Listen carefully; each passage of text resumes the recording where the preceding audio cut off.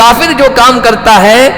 اس کے سامنے صرف دنیا ہی دنیا ہے، اپنی دنیا سنوارنے کے لیے کام کرتا ہے۔ مومن جو بھی قدم اٹھاتا ہے نا اللہ کو راضی کرنے کے لیے، پھر اس قدم میں اسے نقصان پہنچے تب بھی راضی رہتا ہے، کامیابی ملے تب بھی گھمنڈ نہیں کرتا ہے۔ اے نبی آپ کہہ دیجئے لن یصیبنا الا ما كتب اللہ لنا صدقوا وتعلم الكاذبین لا يستأذنك الذين يؤمنون بالله واليوم الآخر أن يجاهدوا بأموالهم وأنفسهم والله عليم بالمتقين۔ آج کے درس کا آغاز ہم اللہ کے فضل و کرم سے سورہ التوبہ کی آیت نمبر 43 سے کر رہے ہیں۔ پچھلے درس میں ہم پڑھ چکے ہیں کہ یہ جو آیات چل رہی ہیں یہ غزوہ تبوک کے سلسلے کی ہے۔ غزوہ تبوک یہ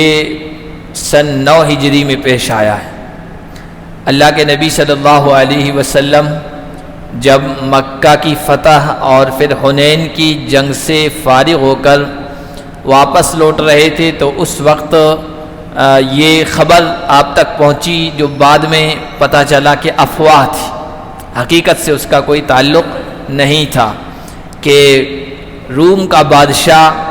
قیصر ہرقل جو اس وقت کی ایک آج کی زبان میں کہیے سپر پاور طاقت تھی، 2 طاقتیں تھیں جن کی پوری دنیا پر چلتی تھی، ایک ایران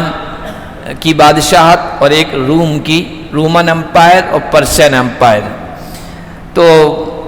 یہ خبر پہنچی کہ وہ مدینے پر حملے کے لیے پر تول رہا ہے اور اس نے زبردست لشکر تیار کر رکھا ہے۔ تو بجائے اس کے کہ مسلمانوں کے حوصلے پست ہو جاتے، نبی علیہ الصلوۃ والسلام سوچنے پر مجبور ہو جاتے کہ ابھی تو ہم یہاں مکہ کے مشرکوں اور عرب کے دوسرے قبائلوں سے برسر پیکار ہیں اور ان سے لڑ رہے ہیں، اتنی بڑی طاقت اب حملہ آور ہو رہی ہے تو کیا ہوگا۔ اللہ کے نبی صلی اللہ علیہ وسلم بہادروں کو بھی سردار تھے، صرف نبیوں کے سردار نہیں تھے، ہر میدان میں جس انسان کو جو خوبی ملی ہو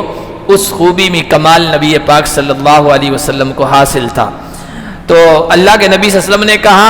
کہ وہ کیا ہم پر حملہ کرے گا، ہم خود چل کر اس کی طرف جائیں گے۔ چنانچہ روایات میں آتا ہے جو بھی جنگ ہوئی ہے، لڑائی ہوئی ہے، مشرکوں، کافروں، مخالفین کے ساتھ مقابلہ ہوا ہے نا، اللہ کے نبی نے ہمیشہ رازداری کا معاملہ کیا ہے، یعنی مخالف کے گھر پر جب تک پہنچے اس سے پہلے تک اس کو خبر تک نہیں لگنے دیے، اتنی رازداری کے ساتھ، حکمت عملی کے ساتھ، خاموشی کے ساتھ۔ مکہ فتح ہوا ہے، اچانک پتہ ہی نہیں چلا، اتنا بڑا لشکر مکہ پہنچ گیا، مشرکین کو پتہ نہیں چلا۔ اسی طرح دوسری لڑائیاں بھی، لیکن دنیا کی ایک سپر پاور طاقت کا مقابلہ ہے اور اللہ کے نبی پہلے سے کہہ رہے ہیں، واضح کر رہے ہیں چلنا ہے اور رومیوں کا مقابلہ کرنے چلنا ہے، صاف طور پر ہر چیز اوپن رکھی۔ چنانچہ جن کو چلنا تھا انہوں نے تیاری کر لی، ساز و سامان تیار کر لیا، رخت سفر باندھ لیا، سواریاں تیار کر لی، ہتھیار تیار کر لیے، اور جن کو نہیں چلنا تھا، پہلے سے ارادہ نہیں تھا نا، منافق قسم کے جو لوگ تھے، وہ حیلے، بہانے، عذر نبی پاک صلی اللہ علیہ وسلم کے سامنے رکھتے اور کہتے جاتے کہ اصل میں پوری تیاری تھی لیکن فلاں عذر پیش آ گیا اور یہ ہو گیا اور وہ ہو گیا۔ اللہ کے نبی صلی اللہ علیہ وسلم اپنی طبعی شفقت، نرمی کی بنیاد پر، اور دوسرے اللہ کے نبی صلی اللہ علیہ وسلم کو اندازہ تھا کہ اگر یہ ساتھ بھی چلے نا تو کوئی فائدہ نہیں، الٹا نقصان ہوگا، اس وجہ سے ان کو کہتے تھے کوئی بات نہیں، نہیں چلنا تو مت چلو، اور ان کا عذر، ان کا بہانہ آپ قبول فرما لیتے۔ تو آج جو آیت سب سے پہلی پڑھی گئی اس میں اللہ تعالیٰ نے تھوڑی سی تنبیہ کی ہے اللہ کے نبی کو، اللہ کے نبی کو تنبیہ کی، اور تنبیہ کا انداز بھی دیکھیے آپ۔ نبی پاک صلی اللہ علیہ وسلم نے منافقوں کو اجازت دے دی ان کے ہیلے اور بہانوں کو سن کر کہا ٹھیک ہے تم نہیں چلو کوئی بات نہیں یہیں بیٹھے رہو. تو اللہ تعالیٰ نے فرمایا اے نبی یہ آپ اجازت نہیں دیتے تو بہتر تھا. اس کو کہتے ہیں اجتہادی غلطی. نبی سے اجتہادی خطا ہو جاتی ہے لیکن اللہ اس پر باقی نہیں رکھتا ہے نبی کو اور اب اطلاع کر دیتا ہے. تو اللہ تعالیٰ کو یہ بات پسند نہیں آئی کہ اللہ کے نبی نے اجازت دے دی, لیکن اس کو جب بیان کیا ہے نا تو جو اجتہادی خطا تھی اس کو بعد میں بیان کیا ہے. پہلے کہا عفا اللہ عنکا, اے میرے محبوب اللہ آپ کو معاف فرمائے. لما اذنت لہم, آپ نے ان کو اجازت کیوں دی؟ محبت برا انداز, حضور کی عظمت کا بھی اللہ نے خیال رکھا ہے. اس سے ایک سبق ہمیں یہ ملا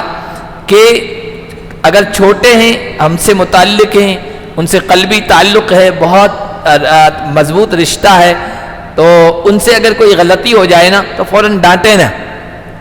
کوئی ایسا انداز اختیار نہ کرے کہ ان کا دل ٹوٹ جائے. پہلے محبت برا انداز اختیار کیجئے, پھر ان کو سمجھائیے, ان کی غلطی بتائیے. اور اگر وہ ہمارے بڑے ہیں, ان کی عظمت, ان کا ادب, ان کا احترام ہمارے دلوں میں, اور وہ اگر کچھ غلط کر رہے ہیں اور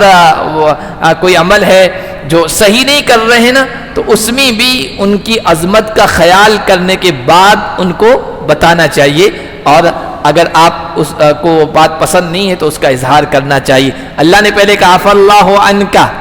اللہ تمہیں معاف کر دے, یعنی میں نے معاف کر دیا, اللہ نے معاف کر دیا. لما اذنت لہم, اس لیے کہ اللہ کے نبی کو اللہ سے جو تعلق تھا, جو رشتہ تھا, تو اس کا تقاضا یہ تھا کہ اگر محبوب اللہ کی طرف سے ذرا سی بھی ناراضگی ہوتی نا, قلب نبی پر وہ برداشت نہیں ہوتی. اس لیے پہلے ہی کہہ دیا معاف ہو گیا. لما اذنت لہم, آپ کو کرنا نہیں چاہیے تھا ایسا, اجازت کیوں دی ان کو؟ حتی یتبین لک الذین صدقوا وتعلم الکاذبین, یہ تو ایسے ہی چلنے والے نہیں تھے. یہ تو آپ کے پاس آتے ہیں, یا نبی اللہ مجھے فلاں عذر ہو گیا ورنہ ہم چلتے, یا نبی اللہ اگر ضروری نہ چلنا ہو تو اب اگر ضروری چلنا ہی ہے تو ہم چل پڑیں, اگر نہیں ہے ہماری ضرورت نہیں ہے ابھی تو پھر آپ ہمیں اجازت دے دیں, ہمارا فلاں کام ہو گیا, فلاں بہانہ ہو گیا. یہ تو اللہ نے فرمایا اگر آپ اجازت بالکل نہیں دیتے کہ نہیں سب کو چلنا ہے, تب بھی یہ نہیں چلتے. لیکن اس کا فائدہ یہ ہوتا کہ جو سچے ہیں, جو پکے ایمان والے ہیں, اور جو جھوٹے ہیں وہ کھل کے سامنے آ جاتے. لا یستأذنک الذین یؤمنون باللہ والیوم الآخر, کیوں؟ عام کوچ کا حکم تھا, انفروا خفافا وثقالا وجاہدوا, جو پہلے آیا پچھلے درس میں آیت آئی, چلو ہلکے ہو یا بوجھل, سامان پاس میں ہو یا نہ ہو, دل چاہ رہا ہو کہ نہ چاہ رہا ہو, عام نفیر ہے, عام حکم ہے چلنے کا. تو جب عام حکم دے دیا گیا سب کو چلنا ہے تو پھر بہانے کائے گے؟ اس صورت میں جو ایمان والے ہیں وہ آپ سے کبھی بھی اجازت نہیں چاہتے. اللہ پر جو ایمان رکھنے والے ہیں, آخرت پر جو ایمان رکھنے والے ہیں, وہ آپ سے اجازت طلب نہیں کرنے آئیں گے یا رسول اللہ ہم چلیں یا نہ چلیں, اس لیے کہ انہوں نے تو سن لیا اللہ کے نبی نے کہا سب کو چلنا ہے, عام کوچ کا اعلان ہے. وہ اجازت نہیں لیں گے اس بات کی کہ وہ اپنے مال اور جان کے ذریعے سے جہاد کریں. واللہ علیم بالمتقین, اور اللہ تقوی والوں کو جانتا ہے. انما یستأذنک الذین لا یؤمنون باللہ والیوم الآخر, آپ سے اجازت وہ طلب کر رہے ہیں جو اللہ اور آخرت کے دن پر ایمان نہیں رکھتے. ان کو پتا ہے اللہ کے نبی نے عام اعلان کیا ہے, جدھر جانا ہے اس رخ کا بھی اعلان کر دیا ہے, جن سے مقابلہ ان کا بھی نام لے لیا ہے. پھر بھی آ کے کہتے ہیں یا رسول اللہ اگر ہماری ضرورت ہو تو ہم چلیں, ضرورت نہ ہو تو ہمارا کوئی کام ہے اس کام میں ہم مشغول ہو جائیں. ان کو پتا تھا کہ اللہ کے نبی طبی شفقت کی بنیاد پر اجازت دے دیں گے پیچھے رہنے کی, لیکن ہم اجازت دے لیں تاکہ احسان رکھ لیں سامنے والے پر. جیسے ہمیں کوئی کام نہیں کرنا ہوتا ہے لیکن سامنے والے سے پوچھ لیتے ہیں کہ اگر آپ کو کوئی ضرورت ہو ہماری تو بتا دینا, تو تاکہ اس پر احسان رہ جائے. منافقین یہی کر رہے تھے. فرمایا جو اللہ پر آخرت کے دن پر ایمان نہیں رکھتے وہ آپ سے اجازت چاہتے ہیں. وارتابت قلوبہم, اور ان کے دل شک میں پڑے ہوئے ہیں, یقین نہیں ہے. فہم فی ریبہم یترددون, وہ اپنے شک میں بھٹک رہے ہیں. وَلَوْ أَرَادُوا الْخُرُوجَ لَأَعَدُّوا لَهُ عُدَّةً, اللہ نے فرمایا اگر یہ نکلنا چاہتے نا تو اس کے لیے مکمل تیاری کرتے, لیکن کوئی تیاری نہیں کی, نہ سواریوں کی نہ ساز و سامان کی، نہ رخت سفر کی، نہ ہتھیاروں کی، ولیکن کرہ اللہ بعاثہم، اللہ نے ان کا اٹھنا ناپسند کیا۔ اللہ نہیں چاہتے تھے کہ یہ تو آپ کے ساتھ ایسی خطرناک مہم تھی، یعنی غزوہ تبوک کی جو مہم تھی بہت خطرناک تھی۔ پیچھے درس میں وہ آیت آئی تھی کہ لو کان عرضا قریبا وسفرا قاصدا لاتبعوک ولکن بعدت علیہم الشقہ، جس وقت مدینے سے جا رہے ہیں نا اس وقت سخت گرمی کا زمانہ تھا، اور مدینے والوں کی معیشت زندگی کا دار و مدار کھجوروں پر تھا، کھجوریں پکنے والی تھی، اترنے والی تھی، اور یہاں کہہ دیا گیا چلو اب جاتے ہیں تو پیچھے کھجوریں ضائع ہو جاتی، پوری زندگی کا پورے سال کا خرچے کا دار و مدار ان کھجوروں پر تھا، اور سامنے جو دشمن ہے وہ بہت بڑا ہے، بہت خطرناک ہے، پاورفل ہے، اس لیے یہ سارے خطرات سامنے تھے۔ اللہ نے فرمایا اللہ نے اس غزوے میں ان کے اٹھنے کو پسند نہیں کیا، نکلنے کو پسند نہیں کیا، فثبتہم، ان کی ہمتیں پست کر دی تاکہ یہ چلے ہی نہیں ساتھ میں، اور کہا گیا اقعدوا مع القاعدین، تم پیچھے بیٹھے رہ جانے والوں کے ساتھ بیٹھ جاؤ، تم اس جنگ میں اور اس معرکے میں اور اس مہم میں چلنے کے قابل نہیں ہو، الٹا نقصان کرو گے، فائدے کے بجائے نقصان کرو گے، ضرر پہنچاؤ گے۔ اب پیچھے بیٹھنے والے کون تھے؟ آپ پہلے پڑھ چکے ہیں کہ جنگ میں جن کو اجازت ہے پیچھے بیٹھنے کی، اولو الضرر، جن کو کوئی عذر ہے، جیسے نابینا ہے، کوئی اپاہج ہے، کوئی معذور ہے، کوئی سخت بیمار ہے، اور کوئی انتہائی بوڑھا ہے، کوئی عورت ہے، یہ پیچھے رہ جاتے ہیں، تو کہا کہ تم بھی ان کے ساتھ رہو، تم ان کے ساتھ بیٹھے رہو، نبی کے ساتھ نکلنے کے قابل نہیں ہو۔ لو خرجوا فیکم ما زادوکم الا خبالا، اے نبی اگر یہ تمہارے ساتھ نکلتے تو تمہیں نقصان میں اضافہ ہی کرتے، فائدہ کچھ نہیں تھا، نفع کچھ نہیں تھا۔ وَلَا أَوْضَعُوا خِلَالَكُمْ، اور تمہارے درمیان یہ دوڑ دھوپ کرتے، ایذا کے معنی آتے ہیں اونٹ یا گھوڑے کو تیز دوڑانا، لیکن عربی میں یہ محاورہ ہے لگائی بجائی کرنا اور اس میں مگن ہو جانا، ادھر کی ادھر کرنا، ادھر کی ادھر کرنا، آپس میں چغلی کرنا، لڑانا، بھڑانا، تو یہ تمہارے درمیان تیز دوڑتے لگائی بجائی کرنے میں، یبغونکم الفتنہ، تمہارے درمیان فتنہ، فساد اور بگاڑ کو تلاش کرتے ہیں، افواہیں اڑاتے جس کی وجہ سے مسلمانوں کے حوصلے پست ہو جاتے، آپس میں اس طرح کی بات کر دیتے کہ لشکریوں میں مجاہدین میں آپس میں کچھ اختلاف ہوتا، تو میں ہو جاتی، اور پھر اس کی وجہ سے لشکر کے اندر جو ہے نا حوصلے بیٹھ جاتے۔ وفیکم سماعون لہم، تمہارے بیچ میں ان کی باتوں کو سننے والے۔ سماعون کا ترجمہ چغل خور کا بھی آتا ہے، جاسوس کا بھی آتا ہے، یہاں معنی ہے کہ جب منافقین یہ باتیں کریں گے نا تو ظاہر سی بات ہے مسلمانوں کے پکے سچے ایمان والوں میں بیٹھ کے کریں گے۔ بعض مرتبہ ایسا ہوتا ہے آدمی سچا پکا ایمان والا ہوتا ہے لیکن بھولا بالا ہوتا ہے، طبیعت میں سادگی ہوتی ہے، تو منافقوں کی بات سے متاثر ہو جاتا ہے، وہ بھی افواہ کو آگے پہنچا دیتا ہے، جس کی وجہ سے مسلمانوں کے مجاہدین کے حوصلے پست ہو جاتے ہیں۔ تو کہا کہ وہ جب باتیں کریں گے تو کچھ لوگ ایسے بھی ہیں جو باتیں سنتے ہیں ان سے متاثر ہو جاتے ہیں، اس طرح نقصان ہو جاتا۔ واللہ علیم بالظالمین، اللہ ظالموں کو اچھی طرح سے جانتا ہے، اللہ ظالموں کو جاننے والا ہے۔ یہ ظالم لوگ ہیں، کفر پر نفاق پر جمے ہوئے ہیں اور مسلمانوں کو نقصان پہنچانا چاہتے ہیں۔ لقد ابتغوا الفتنة من قبل وقلبوا لك الامور، انہوں نے اس سے پہلے بھی فتنہ چاہا، فساد چاہا ہے، اور معاملات کو الٹ کے آپ کے سامنے رکھا ہے۔ مصلحت کچھ ہوتی تھی، یہ اور مصلحت بنا سنوار کر پیش کرتے تھے، حقیقت آپ کے سامنے رکھتے نہیں تھے۔ کون سا فتنہ انہوں نے پہلے تلاش کیا ہے؟ یہ جو منافقین تھے، اوس و خزرج کے بھی تھے، یہودیوں میں سے بھی تھے، اور اللہ کے نبی صلی اللہ علیہ وسلم جب مدینہ آئے ہیں تو آپ صلی اللہ علیہ وسلم کے خلاف ریشہ دوانیاں شروع کر دی، مخالفت شروع کر دی اندر اندر، کبھی یہودیوں کے ساتھ ہو جاتے، کبھی مشرکین مکہ کو بھڑکاتے کہ تم ادھر سے آ جاؤ، یہاں اندر سے ہم ہیں اور ان کو زبردست نقصان پہنچائیں گے۔ مسلمانوں کے خلاف ہمیشہ سازشیں کرتے رہے، چالیں چلتے رہے، اور غزوہ احد میں، احد کی لڑائی کے موقع پر منافقین کا سردار عبداللہ بن ابی ابن سلول جو تھا وہ پہلے تو ساتھ میں چلا، پھر اپنے تقریباً 300 ساتھیوں کو بیچ میں لے کے واپس آ گیا تاکہ مسلمانوں کے حوصلے پست ہو جائیں کہ 300 لوگ ہم سے الگ ہو گئے، اب ہم کیسے لڑیں گے۔ یہ سب انہوں نے سازشیں کی، تو یہ پہلے بھی سازشیں کرتے رہے ہیں، حتی جاء الحق، یہاں تک کہ حق آ گیا،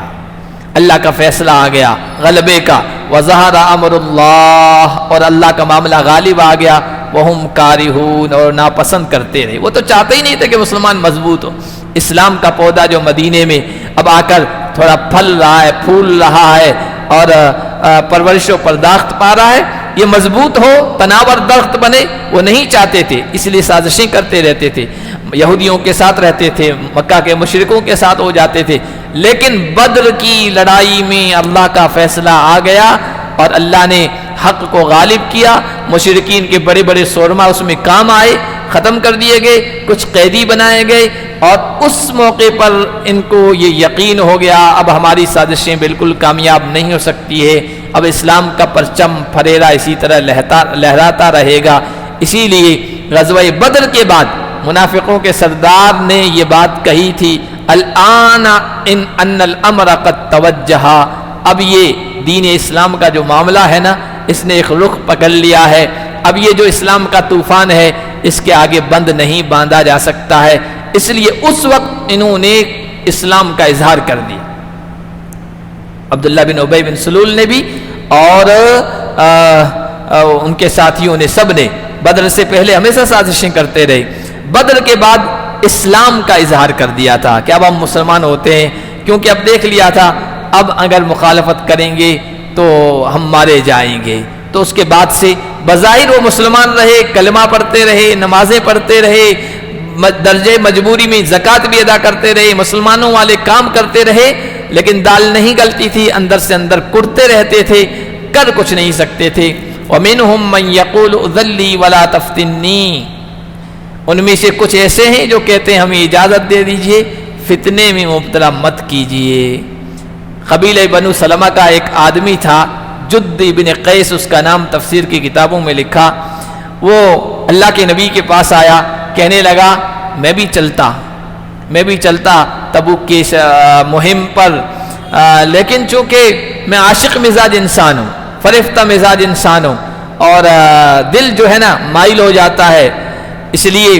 یہ تو چونکہ رومیوں کا مقابلہ ہو رہا ہے، انگریز عیسائیوں کا مقابلہ ہو رہا ہے، وہاں کی عورتیں بڑی گوری چٹی ہیں، خوبصورت ہیں، برہنہ لباس پہنتی ہے، تو میں تو پہلے سے طبیعت و مزاج کا ایسا ہوں، تو فتنے میں مبتلا ہو جاؤں گا، کہیں ایسا نہ ہو ان کے عشق میں مبتلا ہو جاؤں، اس لیے میں فتنے میں نہیں پڑنا چاہتا، اس لیے یا رسول اللہ مجھے یہاں رہنے کی اجازت دیجیے، مالی تعاون پیش، مال کے اعتبار سے میں آپ کی مدد کرنا چاہتا ہوں، تعاون کرنا چاہتا ہوں، تو آگے آیت آئے گی کہ مالی تعاون اللہ کے نبی نے قبول نہیں کیا، کہ تم بیٹھے رہو، مال بھی تمہارا قبول نہیں ہے اور ہم ساتھ نہیں لے جائیں گے، تو اللہ نے اس کی طرف اشارہ کیا ہے کہ ان میں سے کچھ ایسے ہیں جو کہتے ہیں ہمیں اجازت دے دیجئے، فتنے میں مبتلا مت کیجئے۔ اللہ نے فرمایا الا فی الفتنۃ سقطوا، بھائی کہہ رہے ہیں فتنے میں مبتلا مت کیجئے، ہمیں پہلے سے فتنے میں یہ پڑے ہوئے ہیں، منافقت کا فتنہ، دوغلے پن کا فتنہ، کفر کا فتنہ، اسلام کو، سچائی کو، صداقت کو قبول نہ کرنے کا فتنہ، اس سے بڑھ کر وہ فتنہ کیا ہو سکتا ہے؟ سچائی سامنے آ گئی، اس کے باوجود بھی حسد میں، غیظ و غضب میں، جلن کی وجہ سے وہ قبول نہیں کر رہے ہیں، فتنے میں تو پہلے ہی پڑ چکے ہیں۔ وَإِنَّ جَهَنَّمَ لَمُحِيطَةٌ بِالْكَافِرِينَ، بے شک جہنم کافروں کو گھیرے ہوئے۔ آج یہ فتنوں کا کہہ رہے ہیں کہ فتنہ گھیر لے گا مجھے، ان کو آگے جہنم گھیرے ہوئے ہے، یہ منافقت کا فتنہ ان کو جہنم کی دیوار کے اندر، چار دیواری کے اندر ڈال دے گا۔ ان تصیبک حسنۃ تسؤہم وان تصیبک مصیبۃ یقولوا قد اخذنا امرنا من قبل ویتولوا وهم فرحون۔ منافقین کے بارے میں کہہ رہے ہیں، منافقوں کا مزاج یہ ہے کہ مسلمانوں کو اگر اچھائی پہنچتی ہے، فتح ملتی ہے، کامیابی ملتی ہے اور خوشحالی ملتی ہے، دنیا کی اعتبار سے کوئی کامیابی ملتی ہے،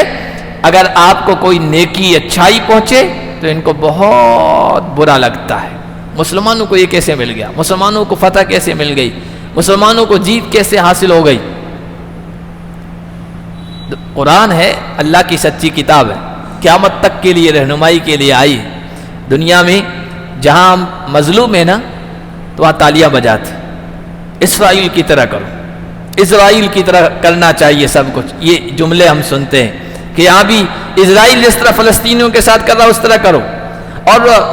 جھکتے ہوئے جملے لکھتے ہیں سوشل میڈیا پر، میں یہاں جو ہے مرچی بڑے کھا رہا ہوں اور فلسطینیوں کے بچے رو رہے ہیں، تڑپ رہے ہیں، چبھتے ہوئے جملے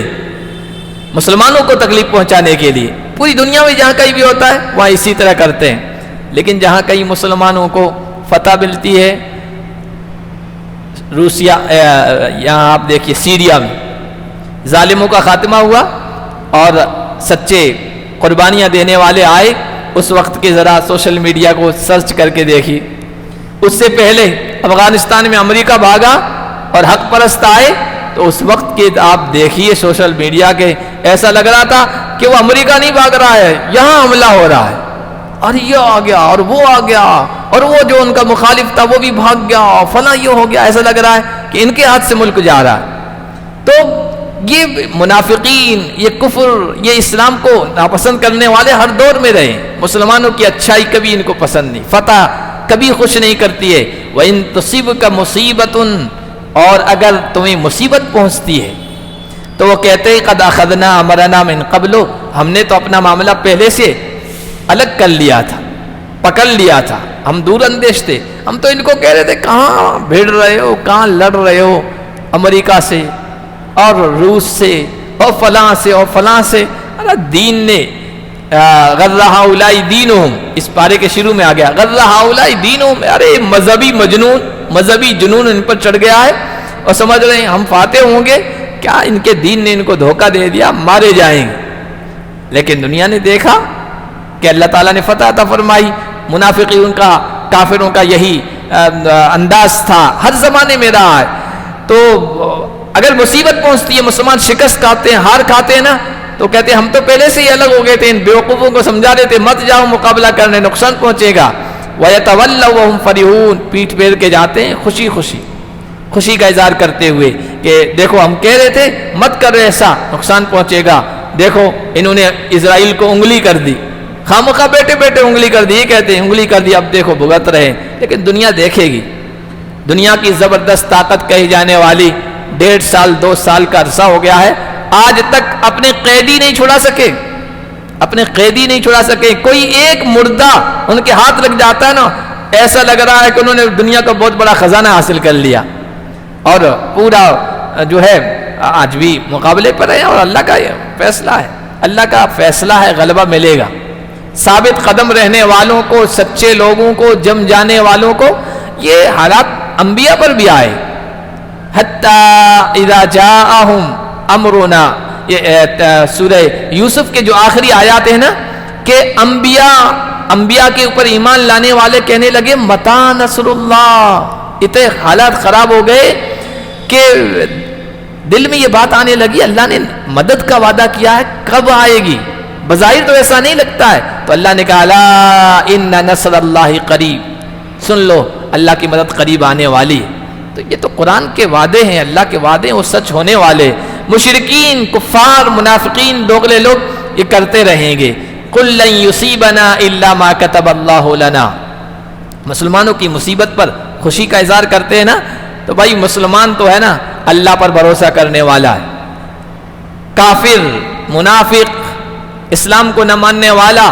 وہ اپنے دنیاوی اسباب کو سب کچھ سمجھتا ہے، وہ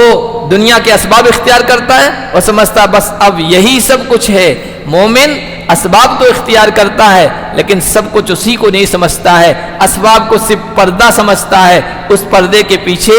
ہاتھ کسی اور کا ہوتا ہے، کام کرنے والی ذات کوئی اور ہے۔ اور کافر جو کام کرتا ہے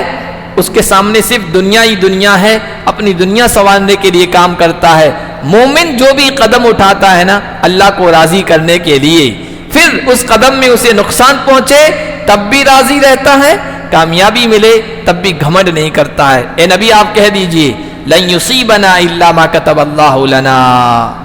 ہمیں ہرگز نہیں پہنچے گی مگر وہی جو اللہ نے ہمارے لیے لکھ دی۔ ہوا مولانا، وہ ہمارا کارساز ہے، کام بنانے والا ہے، وعلی اللہ فلیتوکل المؤمنون، اور ایمان والوں کو اللہ ہی پر بھروسہ کرنا چاہیے، اور ایمان والے اللہ ہی پر بھروسہ کرتے ہیں۔ کافر سمجھتا ہے ہتھیار ہے تو اب بس کامیابی مل گئی، ہتھیاروں کو پوجنے لگ جاتا ہے، سشتر پوجا، اس پر نیمبو لٹکائے جا رہے ہیں، مرچی لگائی جا رہی ہے، کھوپرے پھوڑے جا رہے ہیں، اور یہ کیا جا رہا ہے، اور سمجھتے ہیں بس یہ ہو گیا، کامیابی مل گئی، لیکن پتہ چلتا ہے اتنا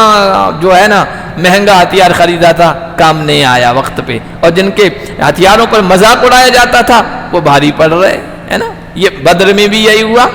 ہے نا، اتراتے ہوئے آئے تھے، غرور کرتے ہوئے آئے تھے، اب عرب پر ہماری داغ بیٹھے گی، اب محمد کو پتہ چلے گا ہم سے بغاوت کا کیا انداز ہوتا ہے، کہ منع بھی کیا ابو جہل کو، مت جاؤ، قافلہ ہمارا بچ کے نکل آ گیا ہے، اب لڑائی کے لیے مت جاؤ، کہا کہ نہیں جائیں گے، 3 دن بدر کے میدان میں رکیں گے، کھائیں گے، پیئیں گے، پارٹی منائیں گے، اور شراب پیئیں گے، عرب والوں کو پتہ چلے گا کتنے ہم بہادر ہیں۔ اللہ تعالیٰ نے وہاں پہنچا کے سارا کچومر نکال دیا اور سارا بھرم توڑ دیا۔ قل هل تربصون بنا الا احدى الحسنيين، اے نبی آپ کہہ دیجئے